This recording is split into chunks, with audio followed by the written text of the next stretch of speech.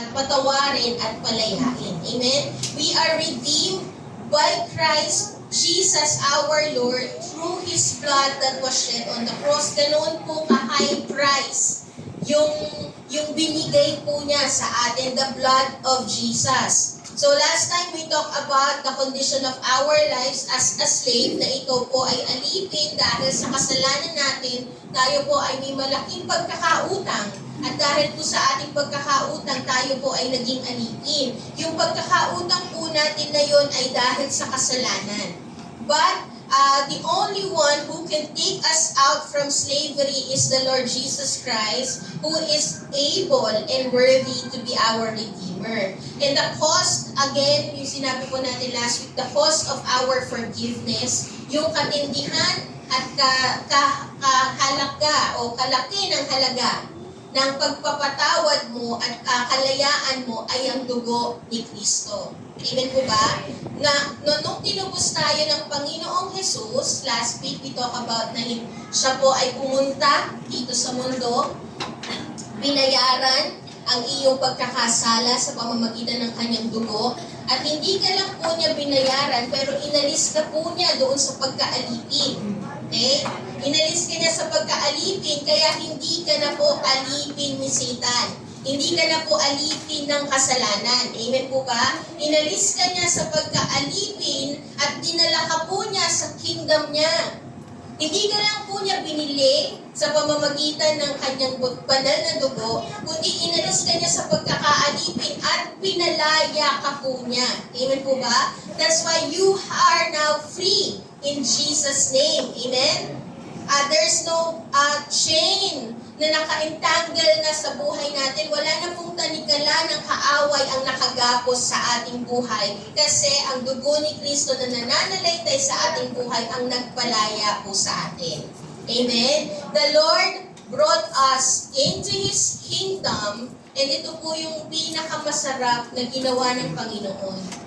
Inalis ka niya sa pagkaalipin at inadapt ka po niya into His family to be a child of God. Amen po ba? Amen? Biruin nyo isang alipin. Imagine lang po natin, isa kang alipin na walang magagawa at walang maipagmamalaki. Pero dahil sa habag at awa ng Panginoon, dahil sa lubusang pag-ibig ng Panginoon, kinupkup ka niya para maging anak. Amen? Binihisan ka niya at tinuring ka niyang anak. Okay?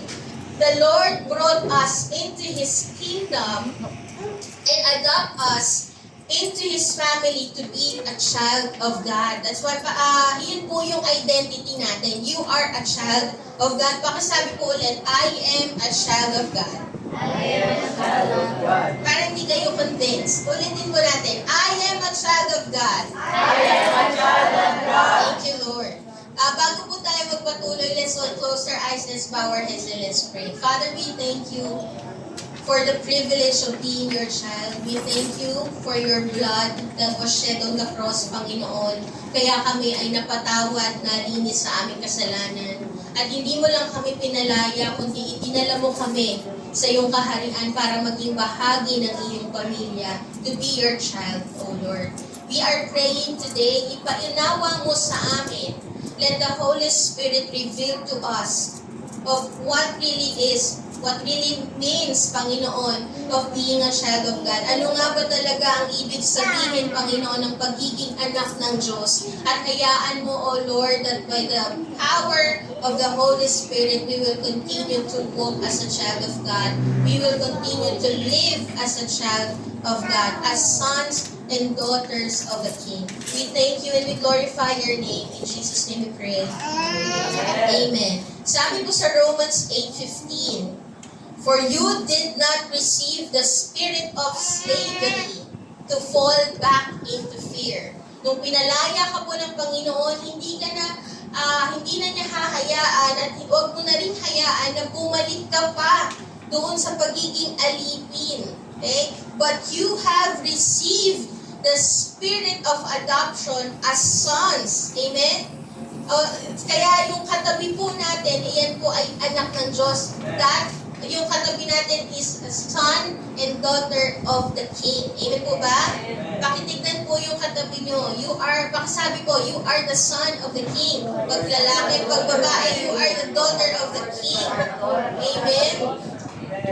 The spirit of adoption, inadopt na po tayo ng Panginoon to be part of His family. And nagsabi po dito, by whom we cry, Abba, Father. So you are not a slave anymore. Amen po ba? Hindi ka na alipin. You are not a slave anymore, but you are sons and daughters of God. Hallelujah. And alam niyo po ba, napakaganda po ng konsepto ng adoption. Sa iba, parang ang pangit tignan. Yung iba, dito sa mundo, parang ang pangit naman kung ampon yan. No? Parang minsan ang pangit ng dating pag ampon. Pero alam niyo po ba, ang ganda po ng konsepto ng adoption. That is a beautiful thing. Kasi alam niyo po, when you adopt a child, when a child is adopted po, siya po ay inalis na sa dati niyang buhay. Ganun po yung konsepto ng adoption. Kapag inadopt mo po ang isang bata, yung batang yun, inaalis mo na siya sa dati niyang buhay. Doon sa buhay na hindi maganda. And that child becomes part of a new family. Amen? At pagka po inadopt natin ng isang bata, or ikaw, halimbawa, you are adopted, inaari po niya na talagang bahagi na siya ng isang pamilya. Okay? Inaari po siya na talagang bahagi na ng bagong pamilya. And the entire history, his past is all erased. Amen po ba? Naalis na yon. If there is debt, it is gone.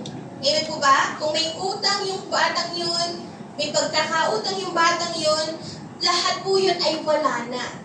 Last week po pinag-usapan natin na ang isang dahilan kung bakit nagiging alipin ng isang tao in the Jewish culture is because ang nanay o tatay niya ay alipin. Kaya parang naging inheritance niya yung pagiging alipin. Pero pagka iyon ay inadopt, naaalis na po yung debt, yung pagkakautang. Everything from her past or from his past are all erased. It is gone. Amen po ba? That's the beauty of adoption. The relationship and ties of the old is cut. Lahat po ay wala na. Putol na. Amen po ba? Kagaya ng ginawa ng Diyos sa atin when He redeemed us. Sino po dito ang niredeemed na ng Panginoon? Amen. Amen. Those people who are redeemed, last week we talked about all of us are sins. All of us are sinners. But, nung inadopt po tayo ng Panginoon, nung niredeem tayo ng Panginoon, all of our sins from the past are forgiven. Amen? Lahat yon ay pinatawad na. And the bondage of the enemy doesn't have power over us anymore. Yung pagkakaalipin nyo po, yung pagkakagapos, yung chain ng pagiging isang alipin, doesn't have power over your life anymore. The chains of Satan over our lives are being broken and cut off. That's the beauty of adoption. Amen? Kaya lahat ng tanikala na meron ka noon bago mo makilala ang Panginoon, lahat po yan ay binasag na ng Diyos dahil sa dugo at kapangyarihan ng Panginoon. Amen po ba? Amen. Amen. Ang sabi po sa 1 John 3:1, see what kind of love the Father has given to us, that we should be called children of God, and so we are. The reason why the world does not know us is that it did not know Him. Sabi po dito, see what kind of love the Father has given to us. Tingnan mo kung gaano katindi ang pag-ibig na binigay ng Father o ng Diyos Ama sa buhay natin. Dahil po sa matinding pag-ibig ng Diyos, ng Panginoon sa buhay natin, kaya tayo nagkaroon ng karapatan na maging anak ng Diyos. It is because of the love of God. It is because of the love. We are not entitled to be a child. Okay? We are not entitled to be a child of God because in the first place, we are a slave. Amen po ba? Wala tayong karapatan talaga. At wala po tayong maipagyayabang para maging anak ng Diyos. Kasi slave tayo and we have nothing to offer to the Lord. Wala tayong mai-offer. Pero bakit ka ngayon anak ng Diyos? Hindi dahil cute ka. Di ba, halimbawa, yung sa movie, actually, pag nanonood po tayo ng movie, tas yung ang concept is adoption, pag pumupunta sila sa orphanage, nagmamasid sila ng mga batang i-a-adopt nila. At tumitingin sila, sino yung cute? Di ba? Sino yung mahusay? Sino yung mas talented? Sino yung parang may future? Tinitignan nila yung potential ng bata at saka nila i-a-adopt. Pero sa konsepto po ng Panginoon of adoption, wala tayong maipagmamalaki. Hindi po siya nagmamasid sino ang may talent, sino ang mas may potential, sino ang mas mabuti, sino ang cute. Walang ganun. Dahil lang din po sa pag-ibig ng Diyos. Dahil sobra-sobra ang pagmamahal ng Panginoon, kaya inadapt tayo ng Panginoon, kaya binigyan niya tayo ng karapatan to become His children. It is the Lord that opens the door for us to enter into His kingdom. Amen po ba? It is all the work of God. It is the Lord's work and initiative para maka-enter tayo, makapasok tayo sa kingdom of God and be part of His family. And that door is the Lord Jesus Christ. Amen? Yun po yung sinasabi sa John 10, He is the door. Na only through Him that we can enter into the kingdom of God. It is all the works doing. Amen po ba? At dahil po sa sobrang pag-ibig, hindi dahil mapagmahal ka, hindi dahil marami kang nagawang mabuti, kundi dahil napakatindi at nag-uumapaw ang pag-ibig ng Diyos. Kaya nagkaroon po tayo ng karapatan to be part of His family. Amen po ba? It is the Lord's doing. Ang sabi po sa John 1:13, who were born not of blood, nor of the will of the flesh, nor of the will of man, but of God. Yung sinasabi po dito, tayo po ay na-born again. Ang ating pong spirito ay naipanganak na muli. At hindi po yon dahil sa ating pong lakas, sa ating pong gawa, sa ating pong will, sa ating fleshly works, no. But it is all the work of God. Sabi po dito, yung sinasabi na born of God, kung babasahin po natin ang New Testament, meron pong mga word doon na sinasabi, born of God, born from heaven, born of the Spirit, or what we call born again. Yan po ay gawa ng Diyos at hindi tao. Hindi po kaya ng isang tao na ma-born again siya on his own. It is all the work of the Spirit. It is all the work of God.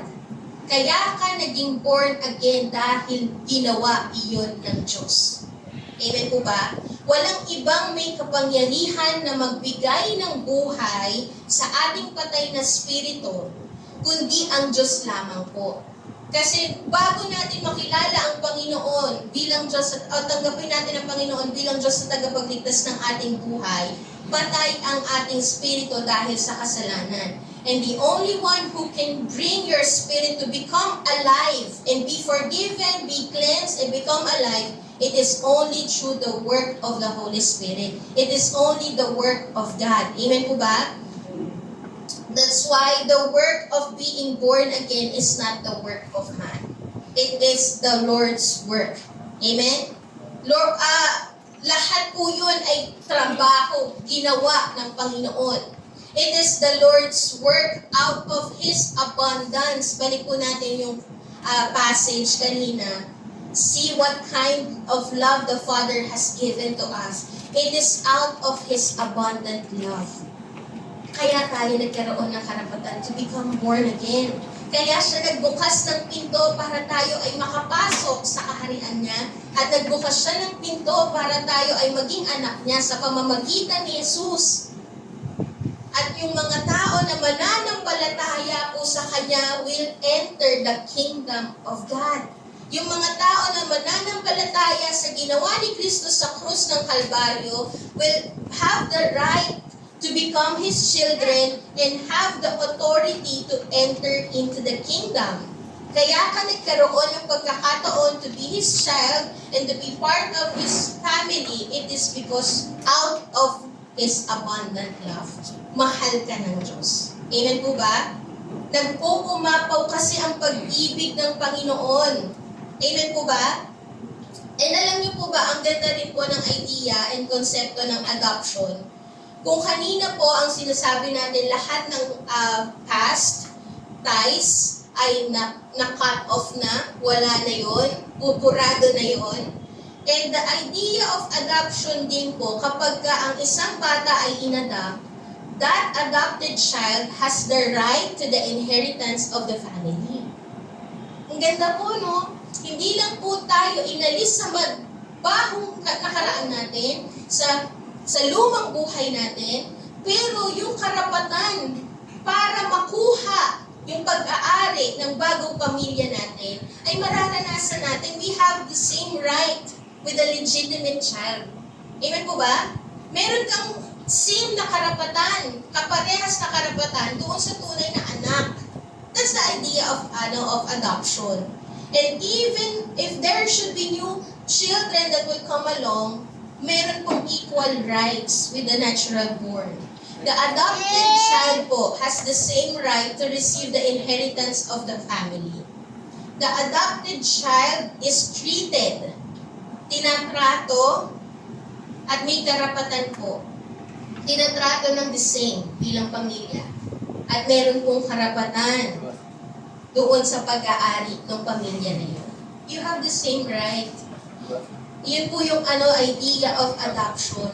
And alam niyo po ba, nung pinasok po tayo ng Panginoon sa kanyang kaharian, and the Lord adopted us to be His children, to be the sons and daughters of the King, you also have the same access, the same right to the inheritance in the kingdom of God. Amen po ba? Meron kang same right, meron kang pag-aari din. Meron kang mamamana. Amen? Yun po yung ganda na ikaw ay anak ng Diyos, meron kang mamamana, tagapagmana ka pala. Hallelujah. Pakisabi po, ang yaman pala ng katabi mo, tagapagmana pala yan, ano? Pakitignan nga po yung katabi, napakaganda, tagapagmana.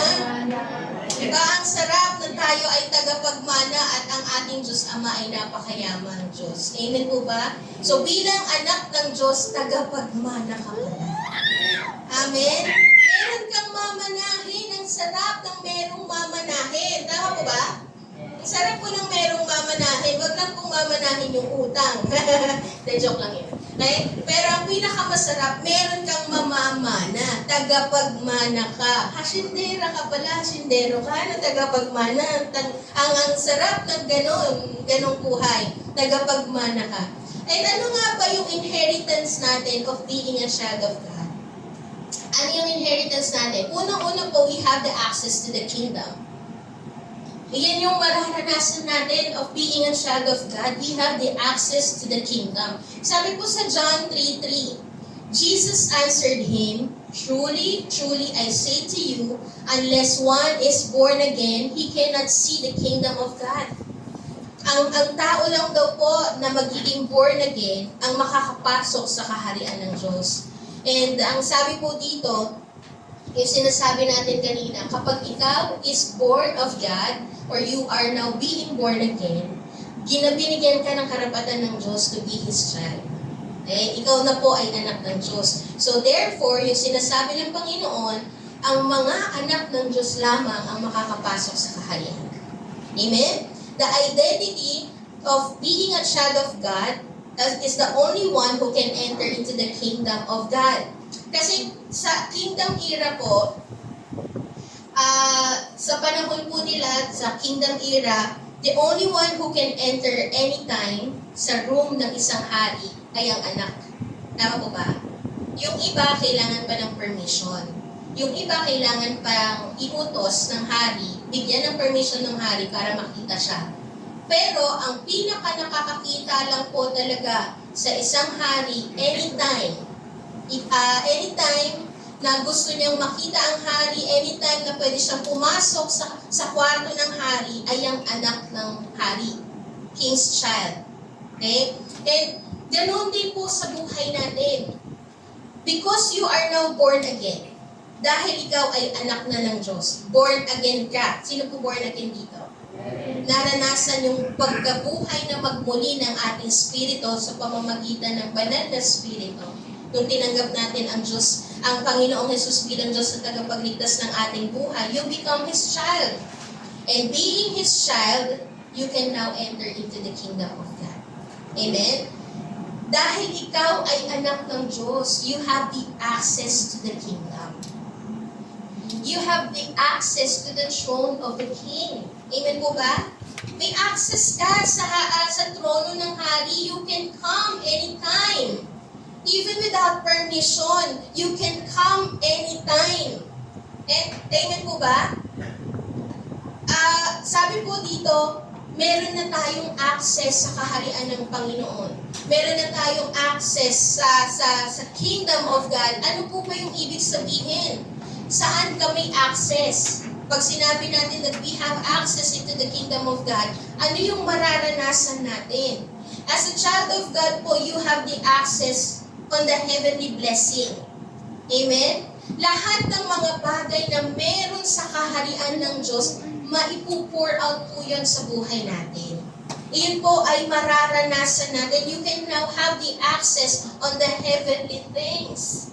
Ano yung mga bagay na meron sa kaharian? Kapayapaan na hindi kayang ipaliwanag ng mundong ito at hindi kayang ibigay ng mundong ito. Amen po ba? Yung kagalakan, the unspeakable joy that we can have, even in the midst of the storm, you are grateful. You are rejoicing. Amen po ba? The inheritance, ano ba yung access natin? Pagka tayo ay ano ba yung meron sa kaharian ng Diyos? Sa kaharian ng Diyos may pagpapala, ang sabi ko sa Malaki 3:10, na pag binuksan niya ang durungawan ng langit, ibubuhos niya ang masaganang pagpapala. Lumaragas ang pagpapala na walang lubos ang kalagyan. Amen? Iyon po yung access natin. Iyon yung nararanasan natin when we have the access to the kingdom. Amen po ba? You have provision over your needs. Amen? You have peace. You have joy in your heart. Kaya po kung papansinin po natin, even though ang mundong ito, ang sistema ng mundong ito is full of sorrow, full of trouble, full of suffering. Pero when you pray unto the Lord, you are entering into the heavenly atmosphere. And you are experiencing the peace and the joy in your heart, filling your life. Amen po ba? Pinupuno ka ng kapayapaan, ng joy ng Panginoon. Kasi iyon yung mga bagay na meron sa kaharian ng Diyos. Kagalingan, kapangyarihan to heal. Miracle upon miracle. Breakthrough. Iyon po yung nararanasan natin. Amen po ba? When you are a child of God, you have that access into the kingdom. Hindi po natin sinasabi na hindi mo na mararanasan ng suffering and struggles in this world. You will still experience that. Pero nandoon yung assurance natin na kapag naranasan natin yung suffering, yung struggles, nandiyan na available ang grasya, ang kapayapaan, ang kagalakan ng Panginoon for you to continue moving forward into your walk of faith. Amen po ba? Amen? And ang sabi po sa John 8:35, the slave does not remain in the house forever. The son remains forever. Ang isang alipin daw po ay walang karapatan na mamalagi sa tahanan. Tama po? Pero ang isang anak, they can stay into their house. And their house is a safe place doon sa isang bata. Amen po ba? The child can enter anytime. Yung kanina yung sinasabi natin, you can have the access into the throne of the King and you can meet Him anytime dahil ikaw ay anak ng Diyos. Anytime, all the time, you can meet Him. There's no limit in entering into the house. Hindi nila pwedeng sabihin, 2 beses ka lang pwedeng pumasok sa bahay na to ha. Hindi ganon. Limitado ka lang na maka-access. Di ba ang asang alipin, hindi siya pwedeng pumasok sa kwarto ng sa kwarto ng may-ari ng bahay? Tama po ba? Limitado lang ang kanyang space doon sa bahay. Tama po, ang alipin. Pero ang isang anak, they can have access to all the rooms. Tama po? And they don't just have the access to all the rooms, but they can stay in that house, in every corner of that house. Tama po ba? There's no limit in entering into the house.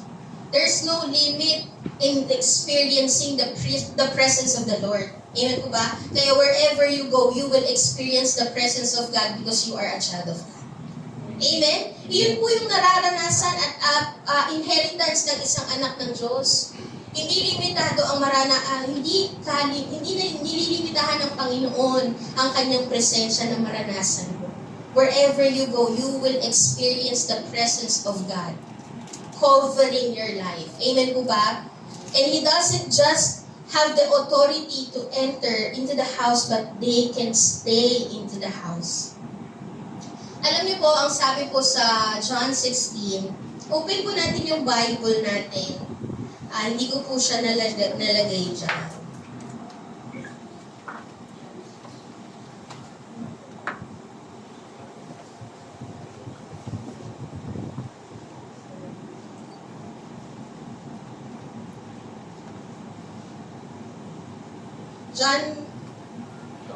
John 14 po pala. John 14:3. John 14:1-3. Sabi po dito, let not your hearts be troubled. Believe in God. Believe also in me. In my Father's house are many rooms. If it were not so, would I have told you that I go to prepare a place for you? Pag ikaw po ay anak ng Diyos, you have a place into the kingdom of God. Amen po ba? Sabi po dito, if it were not so, would I have told you that I go to prepare a place for you? And if I go and prepare a place for you, I will come again and will take you to myself, that where I am, you may be also. And you know the way to where I am going. Ang sabi po ng Panginoon, the Lord prepared a place for us. You have an inheritance not only into this world. Hindi mo lang po mararanasan yung inheritance ng Panginoon dito sa mundo, but you have a place in the kingdom of God in heaven. Amen po ba? You have a sure place on that in heaven.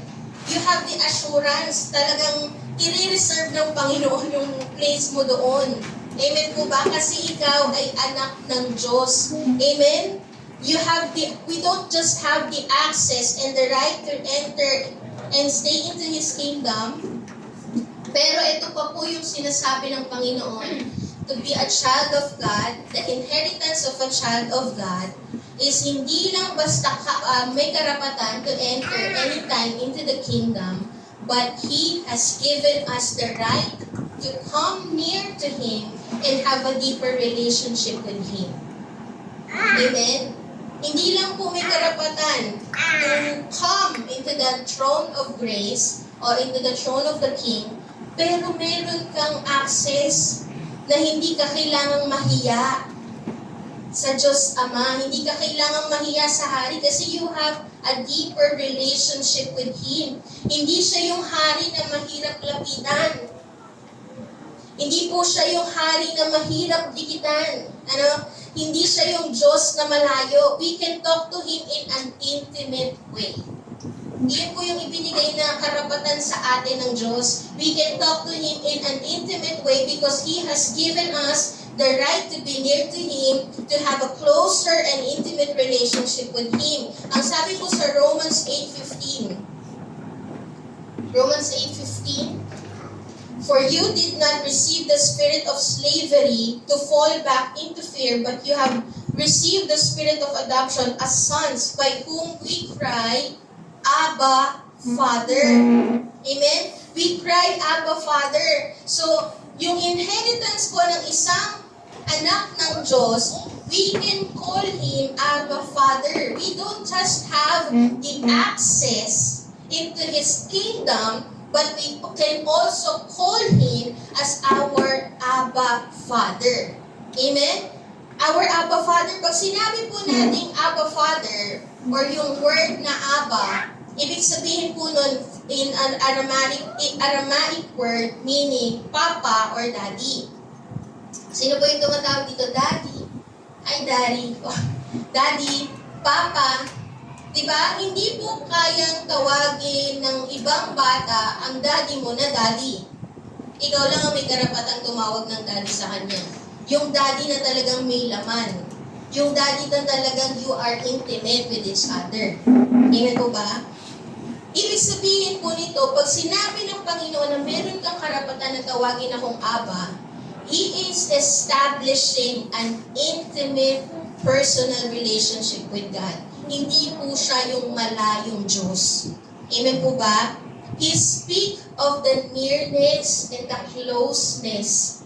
Amen? Pag sinabi rin po nating Father, pag tinatawag natin siyang Father, He speak of the nearness and the closeness of God. So yung sinasabi po ng Panginoon, you can call Him Abba Father. Hindi lang po intimate, pero yung doble-doble pang malalim na relasyon sa Kanya. Amen po ba? Hindi lang Abba, you can call Him Father. And now, He is telling us, we can call Him Abba Father. Doble-doble yung desire ng Panginoon. Sobrang intense ng desire ng Panginoon na magkaroon ng intimate and close relationship with you. Amen po ba? Gusto niyang mapalapit sa'yo. Gusto niya na magkaroon ka ng relasyon sa Kanya na sobrang lapit na hindi ka mahihiyang lumapit. Amen po ba? Amen? Magkaroon yun Sabi po din sa verse kanina, we cry, Abba Father. You can cry. Kapag sinabi natin crying, that is we carry an emotional authenticity, we carry a depth and sincerity, earnestness. Okay? So because you are a child of God, ang sabi ng Panginoon, you can cry to me.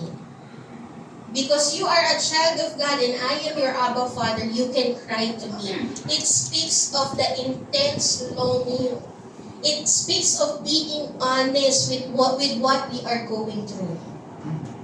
Hindi ka mahihiyang lumapit at sabihin ng taos sa iyong puso at ng totoo yung lahat ng iyong pinagdadaanan. Ganoon po yung relasyon na gusto ng Panginoon sa atin. Hindi ka mahihiya na maging honest before Him sa tunay na nararanasan mo. Amen po ba?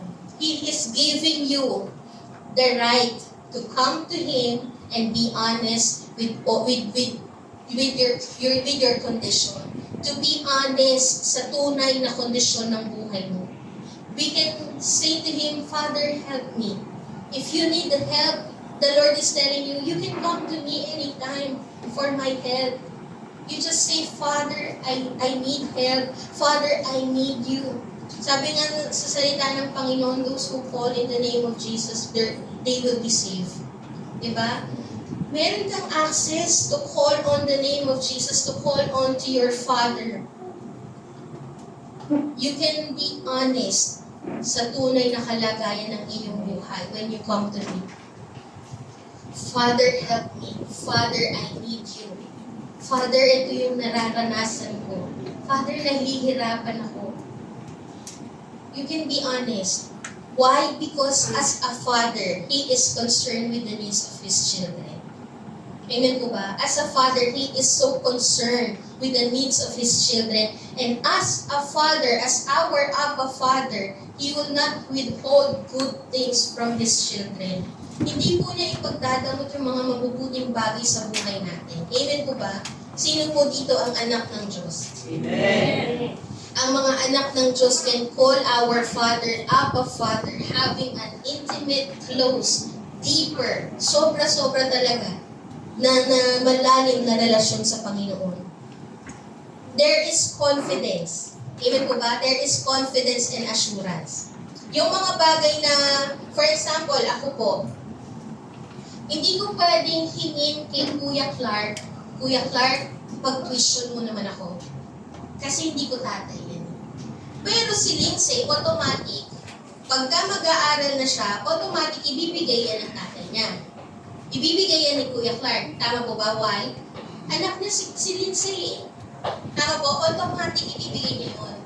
At hindi siya mahihiya, Dad, mag-aaral na ako, I need tuition. Hindi siya mahihiyang sabihin yun. Ako, pwede pa akong mahiya kasi hindi ko tatay si Kuya Clark. Mahihiya pa nga akong humingi dyan ng pambili ng candy. Kasi hindi ko siya tatay.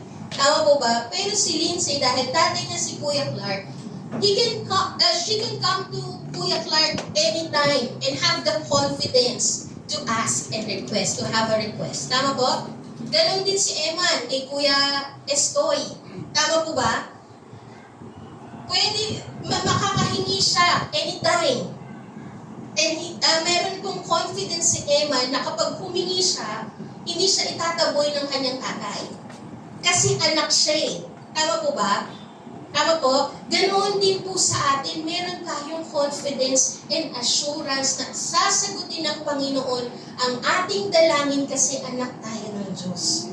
Amen po ba? Ang sabi po ng Panginoon, kapag align ang ating panalangin sa kalooban niya, sasagutin niya yon at bilang isang ama, ang lahat ng kanyang binibigay ay mabuti. Amen po ba? Hindi niya hinahayaan na i-withhold yung mabubuting bagay sa kanyang mga anak.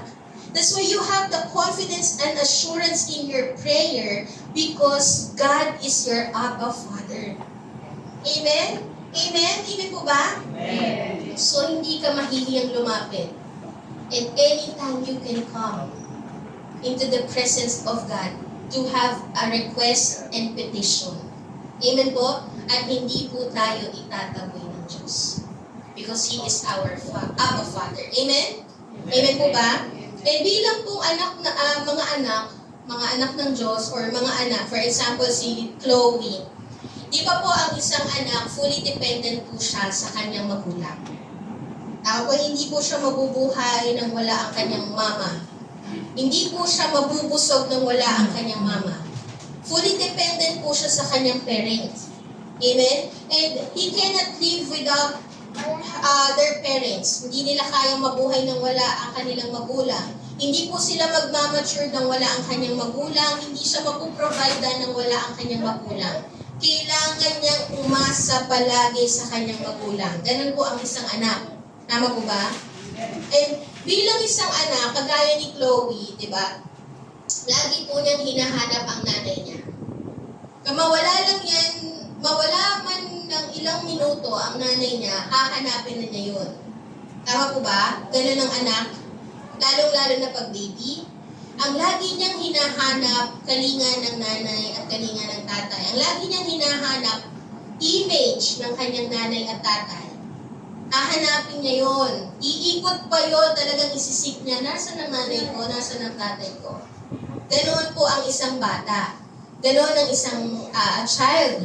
And bilang isang child of God po, no? Bilang isang child of God, pag sinasabi natin na ang isang bata ay fully dependent on their parents, as a child of God, when the Lord has given us the right to call Him our Abba Father, it means that He wants us to be fully dependent on Him. Nung sinabi ng Panginoon na you can call me Abba Father, He is calling you to be fully dependent on Him. That is a call. That is a call for you to be fully dependent on Him, na sinasabi ng iyong Ama na nasa langit, masasandalan mo ko. Amen? Kapag sinabi ng ating Ama na nasa langit, you can call me Abba Father, masasandalan mo ko at maaasahan mo ko. Amen po ba? That's why you need to be dependent on your Father, kasi hindi pinababayaan ng Ama ang kanyang mga anak. Amen po ba? Pakisabi sa katabi, hindi ka pababayaan ng Diyos. Amen? He is saying din na sinasabi natin kanina yung example natin, illustration natin, that we cannot live without our parents. Kapag ka ikaw ay fully dependent child sa iyong magulang, you cannot live without your parents. He is saying po that when the Lord is telling you, you can call Him Abba Father, He is saying that we cannot live without Him because everything that we need is in Him. Amen? Lahat ng kailangan natin ay nasa Kanya, kaya we cannot live apart from Him. Amen po ba? Amen? And when the Lord is telling us, just like our illustration, The child is looking always for her parent. Lagi niyang hinahanap ang kanyang magulang. Ayaw niyang maalis sa kanyang paningin ng kanyang magulang. Pag sinabi ng Panginoon that you can call Him Abba Father, you can call me Abba Father, He wants us to always look to Him. He wants us to always seek Him. He wants us to have a deep and intimate personal relationship with Him. Kasi our Abba Father is the God who is powerful and yet He is loving. Powerful siya. Na parang ang hirap lapitan, oo. Pero He is a loving God. At mahal po niya ang kanyang mga anak. Because our Abba Father is the God of the universe. And yet, He is a personal and intimate God. Siya man ang lumikha ng lahat, pero ang gusto niya ay intimate relationship with you because He is a personal God. Amen po ba? Amen? Pwede po ba nating palakpakan ng Panginoon?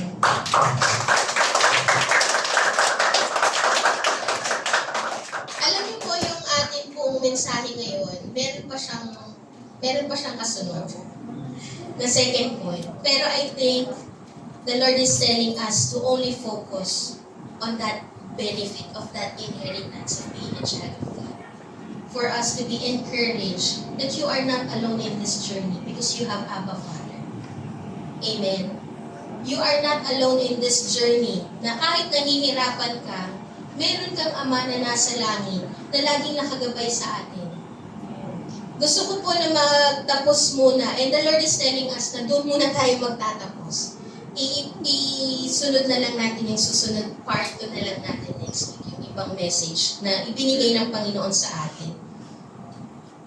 And God is telling us, if you are saying that He is your Abba Father, you need to be fully dependent on Him. Kasi maaasahan natin siya. Amen, di ba? Maaasahan natin siya. Kaya magkaroon tayo ng desire na, Lord, I cannot live apart from you. I cannot live without you. Yung sinasabi sa awitin, I can't live without you. Diba? Although secular siya, pero alam niyo po, yung word na yun ay dapat sa Panginoon. Yung word na yun, yung sentence na yun ay dapat inaalay natin sa Panginoon. Lord, I cannot live without you. Kasi I am fully dependent on you. Kung wala ka, wala ako. Kung hindi mo ako kinatagpo, I am doomed. Patapon ang buhay ko. Diba?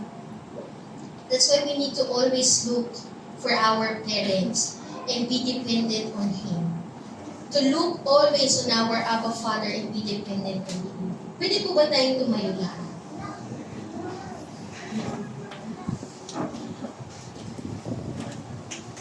Hindi ka po pababayaan. This is an encouragement sa buhay natin na dahil tayo po ay anak ng Diyos, hindi po tayo pababayaan ng ating Ama na nasa langit. You are not walking alone in this journey because you have a Father na lagi kang gabay, lagi kang ginagabayan. Amen po ba? Madapa ka man, pero nandyan po palagi ang kamay ng Diyos para ikaw ay ibangon.